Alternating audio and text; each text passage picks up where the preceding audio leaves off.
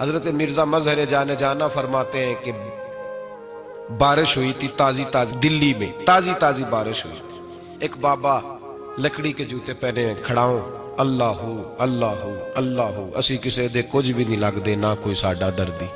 بابا مست ہو کے جا رہا اللہ اللہ کرتا جا رہا. ایک طوائف اپنے کوٹھے سے اتر کے تو سیڑھیوں پہ بیٹھی تھی، ساتھ اس کا یار بھی بیٹھا تھا. بابا اپنی مستی میں جا رہا ہے تو بابا جی کے پیروں سے کچھ مٹی اڑی تو اس عورت کے کپڑوں پہ پڑ گئی. پرواہ نہیں، بزرگ گزر رہے. وہ یار اس کا دوڑا ہوا آیا، اس نے آ کے تھپڑ مارا. کا خیال نہیں سارے اس کے کپڑے آلودہ کر دیے، تو کدھر تیرا دماغ نہیں ٹھیک؟ بابے نے نظر اٹھائی، کہا بیٹے میں نے دیکھا نہیں، چل اللہ تیرا بھلا کرے، تو نے بدلہ لے لیا. بابا جی چپ کر کے وَإِذَا خَاطَبَهُمُ الْجَاهِلُونَ قَالُوا السَّلَامَ چپ کر کے گزر گئے. ٹھنڈ کا موسم تھا، بارش تازہ ہوئی تھی، حلوائی دودھ کاڑ رہا تھا. اس نے بٹھایا بابا جی کو پھٹے پہ، پیالہ پکڑا، دوڑ کے آگے بڑھا. بزرگ آ گئے، آئیے بیٹھیے. دودھ کا گرم پیالہ شکر ڈال کے دیا. بابا جی نے دودھ پیا، پھر نظر جھکی، پھر رنگ بدلا. کہنے لگے مالک تو کتنا بے نیاز ہے، کہیں تھپڑ مرواتا ہے کہیں دودھ پلاتا ہے. تیری بے نیازی ہے نا، ادھر تھپڑ مروایا یہاں دودھ پلایا، تو ہی جانتا ہے تیرے رنگ کیا ہے. ابھی بابا وہیں بیٹھا تھا، دوڑے آئے پیچھے سے لوگ، شور ہوا. بابے کو دبوچ کے وہاں لے گئے جہاں اس نوجوان نے تھپڑ مارا تھا. کہا تو اللہ کا بندہ ہے، اللہ کے بندے بد دعا تو نہیں دیتے. ہوا کیا؟ کہا تو نے بد دعا دی ہے؟ کہا نہیں دی، بات بتاؤ. کہنے لگے اس نے تجھے تھپڑ مارا، چھت پہ چڑھا ہے، پیر پھسلا ہے، گردن کے بل گرا، منکا ٹوٹ گیا، مر گیا، تو نے بد دعا دی ہے. بابا جی کہنے لگے یار میں نے تو دوسرا لفظ بھی نہیں کہا، بھلا ہو کہہ کے گزرا ہوں، میں نے نہیں بد دعا دی. کہا تو نے دی ہے تبھی تو مر گیا. کہا نہیں دی. کہا بابا تو بزرگ آدمی ہے، سچ بول. تو بابا جی کہنے لگے سچ سنو. پھر میں آ رہا تھا، میرے پیروں سے مٹی اڑی، اس کے یار کے کپڑوں پہ پڑی، اسے برا لگا، اس نے مجھے مارا. جب اس نے مجھے مارا تو میں کوئی لاوارث تو نہیں تھا، جب اس نے مجھے مارا تو میں کوئی لاوارث تو نہیں تھا. مجھے دشمنوں نہ چھیڑو، میرا ہے کوئی جہاں میں ابھی پکار لوں گا، نہیں دور ہے مدینہ. اس نے مجھے مارا تو میں کوئی لاوارث تھا کہ میرا بدلہ کوئی نہ لیتا. اس نے مجھے مارا ہے تو میرے یار کو برا لگا ہے تو اس نے اسے مار دیا ہے، میری تو غلطی کوئی نہیں. یاروں کا جھگڑا ہے، یہ تو دوستوں کا جھگڑا ہے، یہ تو یاروں کا جھگڑا ہے، کوئی غلطی نہیں میری، کوئی غلطی نہیں. خش جنہ قدر نہیں میرا، اے میرے صاحب نو وڈیاں، میں تے گلیاں دا روڑا کوڑا، میں گلیاں دا روڑا کوڑا. میں نو محل چڑھایا ہے سائیاں، میں نو محل چڑھایا ہے سائیاں. فرمایا اس نے مجھے لاوارث سمجھا تھا کہ تھپڑ مار کے گزر جائے، میرا کو پوچھے گا ہی نہیں. میرے رسول پاک علیہ السلام کے بارے میں رب فرماتا ہے ابھی میں تو تیرے ہوتے ہوئے کافر کو سزا نہیں دیتا کہ تو موجود ہے. یاد رکھیں حضرت فضیل بن عیاض فرماتے ہیں ایک جوان تھا، مسجد میں آیا، لوگوں سے کہنے لگا روٹی کھلاؤ. کسی نے توجہ نہ کی. اس نے کہا میں رب بتانے والا ہوں، میری طرف دیکھو تو صحیح. کسی شخص نے خیال ہی نہ کیا. پھر اس نے کہا یار تھوڑا سوچو. نمازیوں سے کہا، اہل علاقہ سے کہا، انہوں نے کہا تیری طرح کے بڑے درویش دیکھیں.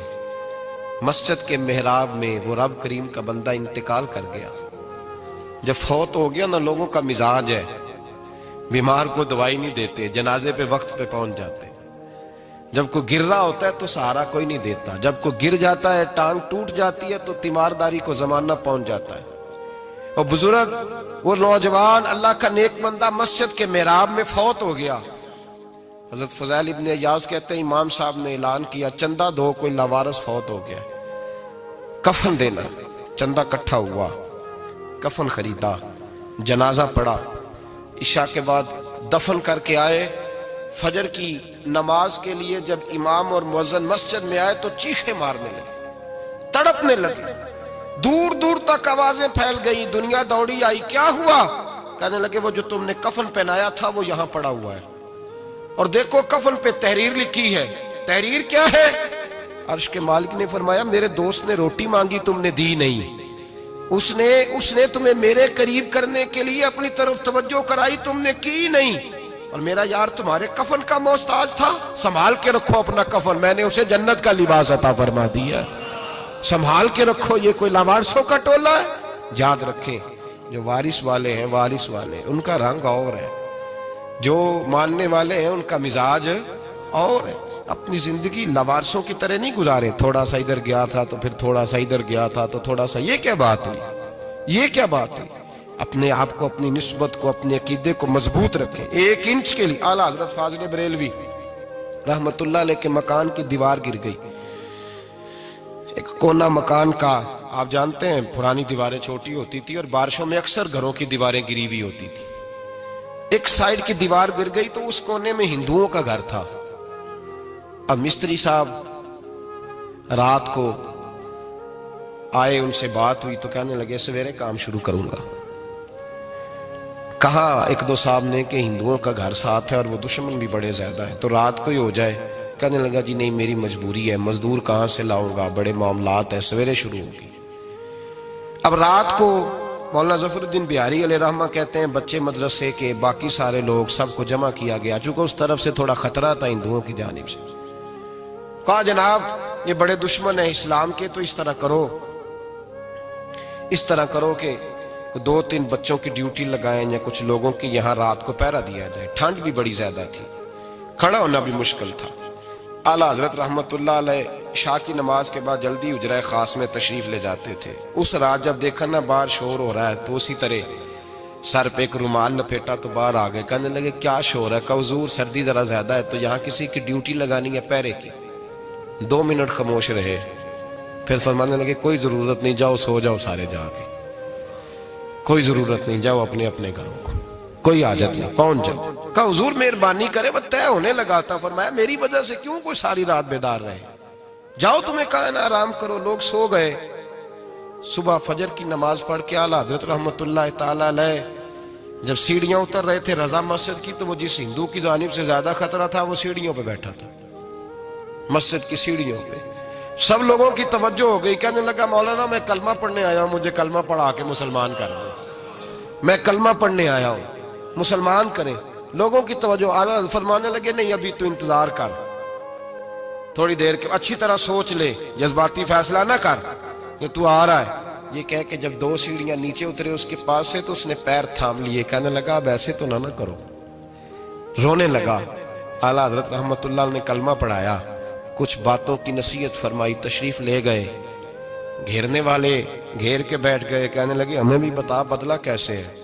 کہنے لگا دیوار گر گئی، آدھی رات کے وقت، آدھی رات تک انتظار کرتا رہا، پہرے دار کوئی نہیں، تو 2 تلواریں لے کر جب میں ان کے مکان کی جانب بڑھا، میں نے کہا آج گردن کاٹوں گا اور کاٹ کر کے نکلوں گا۔ کہتا ہے جب میں قریب آیا تو 2 شیر کھڑے تھے، اوپر سے پلٹ کے آیا تو پھر کھڑے تھے، ادھر سے پلٹ کے آیا تو پھر کھڑے تھے۔ فرماتے ہیں میں 2 گھنٹے کے بعد آیا تو پھر پلٹ کے کھڑے تھے، میں پھر 1 گھنٹے کے بعد آیا، سحری کا وقت ہو گیا تو پھر پلٹ کے کھڑے تھے، اب میں ڈر کے بھاگا۔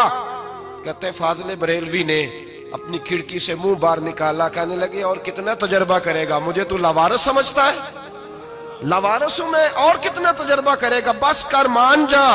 میں نے کہا حضور یہ کون ہے، مجھے بتائیے تو صحیح یہ کون ہے۔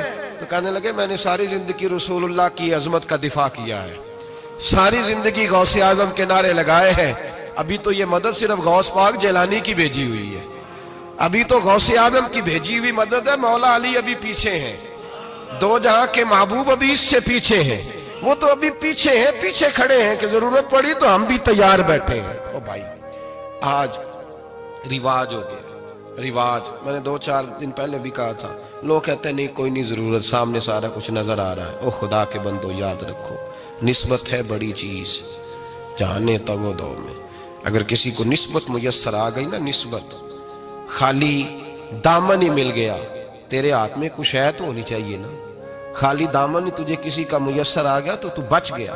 اپنی نسبتوں کی حفاظت کریں، ان کو مضبوط کریں، ان پر محنت کریں، ان پر توجہ رکھیں۔